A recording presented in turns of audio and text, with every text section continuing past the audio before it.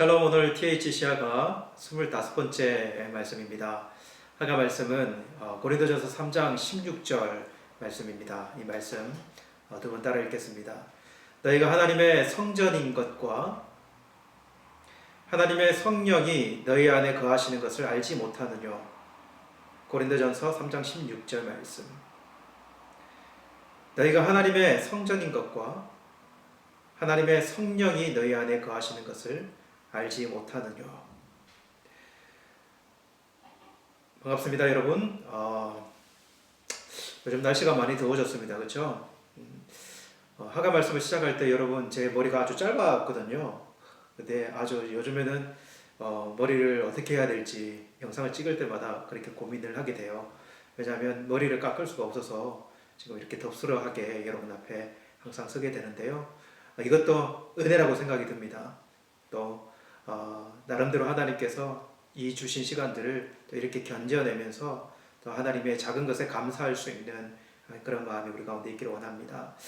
여러분, 오늘은 성전에 대해서 좀 생각해 보면서 오늘 말씀으로 나아갔으면 좋겠습니다.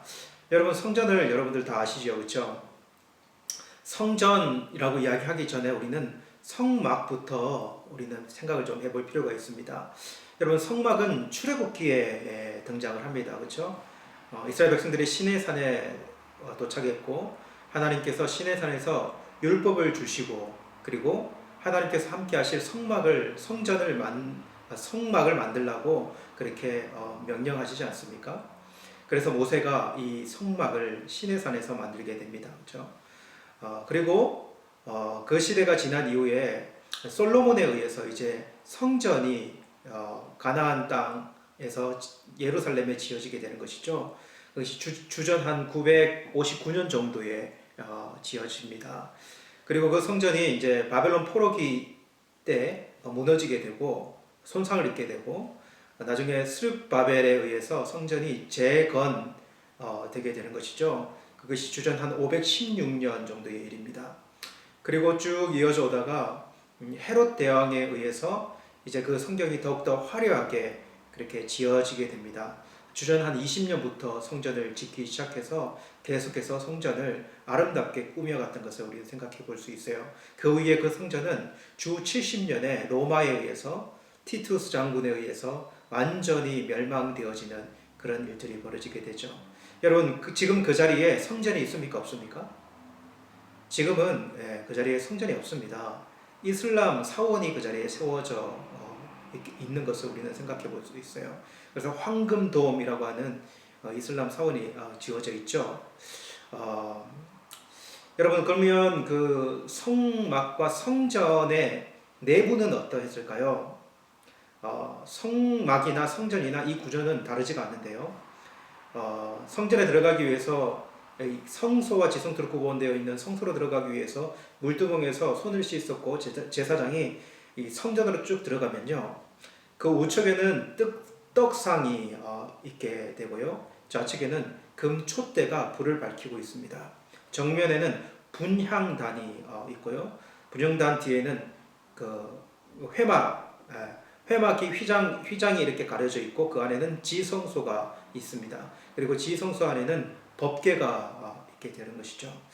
여러분, 이것은 큰 상징적인 의미를 우리에게 드러내 주는데요. 먼저는 이 떡상은 우리 예수님이 생명의 떡이지 않습니까? 우리 예수님을 상징하게 되고요.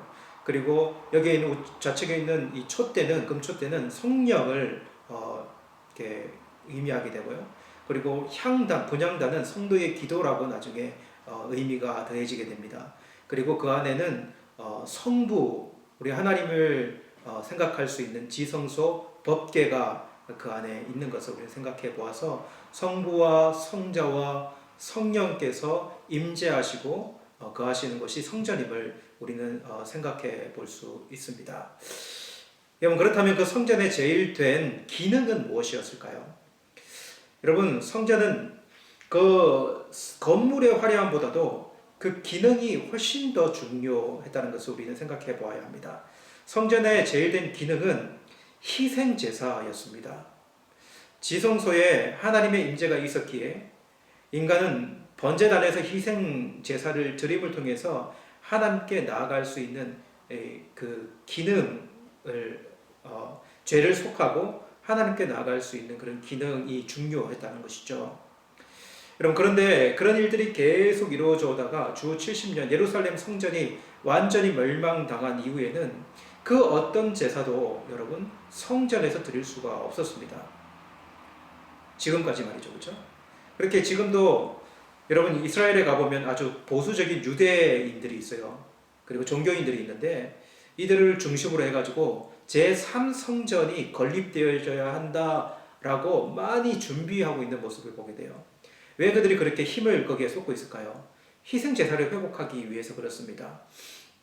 그러나 여러분, 우리 예수님을 안다면 그것이 얼마나 어리석은 일인지에 대해서 우리는 금방 알아차리게 됩니다. 여러분, 우리 예수님의 말씀이 여러분 우리는 기억나야 되는데요. 이 말씀이 기억났으면 좋겠어요. 요한복음 2장 19절 말씀에 보면 예수께서 대답하여 이르시되 너희가 이 성전을 헐라 내가 사흘 동안에 일으키리라 이렇게 말씀하세요. 여러분, 이 일은 무엇에 대한 말씀일까요? 우리 예수님의 완전한 희생제사, 영원한 희생제사를 드리심, 즉 십자가를 통하여서 이것을 이루심을 통하여 성전을 완전히 회복하신 그리고 성취하신 그 말씀을 예수님이 하고 계신 것 아니겠습니까? 눈으로 보이는 성전이 아니라 눈에 보이지 않는 성전, 그 성전을 예수님께서 세우심에 대해서 말씀해 주고 있는 것이죠. 여러분, 바울은 오늘 고린도전서 3장 16절에서 우리 예수님의 십자가를 근거로 해서 이렇게 선언을 합니다. 너희가 하나님의 성전인 것과 이렇게 말씀을 시작한다는 거죠. 여러분, 이것은 사람 성전에 대한 말씀이에요. 사람 성전. 여러분, 지금 여기에서 예수님의 이름으로 모인 사람들이 성전이다, 너희가 성전이다 이렇게 이야기하는 것 아닙니까? 그죠? 여러분, 이것은 당시 유대인들이 만약에 이 이야기를 듣는다면 옷을 찢고 있잖아요. 돌을 던지면서 신성모독이라고 그렇게 이야기해야 하는 오늘 말씀이에요. 어떻게 사람이 성전이 될 수 있는가? 어떻게 죄인이 성전이라고 이야기할 수 있는가? 이렇게 말할 것입니다. 여러분, 그리고 오늘 우리가 읽었던 이 말씀 이어서 유념해서 들어야 되는 말씀이 하나님의 성령이 너희 안에 거하시는 것을 알지 못하느냐 이렇게 계속해서 기록해요. 바울은 지금 무엇을 염두하고 오늘 이 말씀을 하고 있는가라고 한다면 여러분, 교회를 염두하고 이 말씀을 하고 있는 것입니다. 여러분, 교회의 시작은 어떠합니까 여러분? 교회는 예수 그리스도의 죽으심으로 말미암아 완전한 속죄를 이루시고 이후에 성령께서 마가의 다락방에 모인 그 사람들 있잖아요. 그 사람들, 각 사람들 위에 임하셔서 임재하심으로 그리고 교회가 탄생되는 것을 우리는 알 수 있어요. 여러분, 그렇기에 마가의 다락방이 중요한 것이 아니라 마가의 다락방에 모인 사람들이 중요하죠. 그죠? 어떤 건물에 모였는가 중요한 것이 아니라 거기에 모인 사람들 위에 누가 임하는가가 중요한 거예요. 예수 이름으로 모인 곳에 성령님이 임재하는 곳이 교회다 이렇게 이야기하는 것이, 그런 사람들이 모인 곳이 교회다 이렇게 이야기할 수 있어야 되는 거예요. 그렇게 교회는 무형교회를 이야기할 수 있습니다. 예수 이름으로 모이고 성령이 그 위에 임하는 것이 여러분 교회이기 때문에 그렇습니다. 여러분, 그렇게 이렇게 정리할 수 있어요. 성막 그리고 성전의 역사는 우리 주 예수 그리스도, 예수님의 십자가를 통해 완성이 되게 되는 것이죠. 왜냐하면 우리 예수님이 완전히 성전을 회복하는 분이시기 때문에 그렇습니다. 그리고 그 역사는 교회의 역사로 펼쳐지고 이루어지고 확장되어져 감을 우리는 정리할 수 있게 되는 것이죠. 그렇다면 여러분, 이렇게 한번 오늘 말씀 가지고 생각을 해봅시다. 바울은 왜 고린도 전서에서 여러분 오늘 이 말씀을 했을까요? 왜 오늘 너희가 하나님의 성전인 것과 하나님의 성령이 너희 안에 거하시는 것을 알지 못하느냐 이렇게 말씀하셨을까요?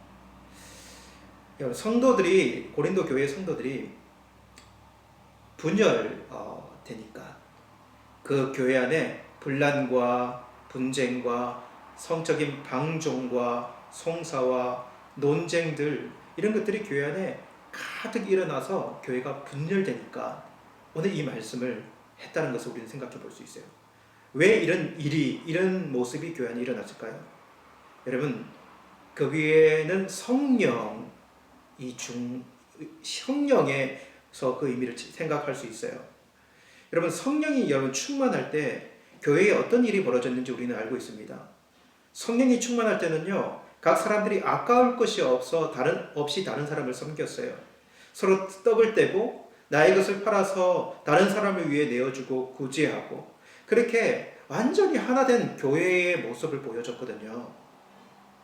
근데 성령 충만함이 없고 성령의 은혜가 그 교회에 사라져갈 때 교회는 이런 모습으로 전락되어지는 것을 보게 돼요. 그래서 바울은요, 하나님의 성령이 너희 안에 계시는 줄을 너희가 알아라. 너희 안에 성령이 계신다. 근데 너희들이 왜 이런 모습을 가지고 있느냐? 너희가 하나님의 성전인데 말이다. 이렇게 말씀하는 것 아니겠습니까? 이 말씀은 저와 여러분들이 한번 새겨 들어야 할 말씀 같습니다. 여러분, 우리는 예수의 피로 교회가 되었고 성령 안에서 하나가 되었습니다. 우리는 이 말씀을 지금도 기억할 수 있어야 합니다. 여러분, 절대로 교회는 건물이 아닙니다. 다시기도 한인교회도요, 저기 사르골교에 있는 건물에 우리가 모이지만 그 건물 자체가 교회라고 이야기할 수 없어요. 그 안에 누가 모이는가, 어떻게 모이는가, 누구 이름으로 모이는가, 누가 거기에 임재하는가 라고 하는 것을 통하여서 교회가 되게 되는 것이죠. 여러분, 지금 코로나 사태로 인해서 저희들이 함께 모이지 못하고 이렇게 떨어져 있지만요, 그 가운데서도 우리가 기억해야 될 것은 무엇이냐면 우리가 처한 곳에서 우리는 예배하는 교회이다 라고 하는 것입니다. 비록 우리가 한 건물에 모이지 못하지만 우리가 처인 곳에서 예수 이름으로 예배하는 그 자리가 여러분 우리가 교회가 될 수 있음을 생각해 봐야 돼요. 예수 이름으로 모이고 성령이 함께하는 우리 각 개인이 교회의 세포이며 우리의 가정이 우리의 보이지 않는 이 공동체가 교회라고 하는 사실에 대해서 우리는 좀 기억했으면 좋겠어요. 그러면서 우리가 각 떨어져 있지만 함께 모여 서로의 얼굴을 보며 하나님을 예배하는 서로가 교회 되었음을 확인하는 그때가 얼마나 감사하고 귀중한 일이었는가도 함께 좀 고백하고 또 그날을 좀 기대하는 저와 여러분들이 되었으면 좋겠습니다. 그런 마음이 오늘 저와 여러분 안에 있고 그리고 그 회복을 위해서 기도하기를 간절히 원합니다. 다시 한번 이 말씀 따라 읽겠습니다. 너희가 하나님의 성전인 것과 하나님의 성령이 너희 안에 거하시는 것을 알지 못하느냐. 고린도전서 3장 16절 말씀.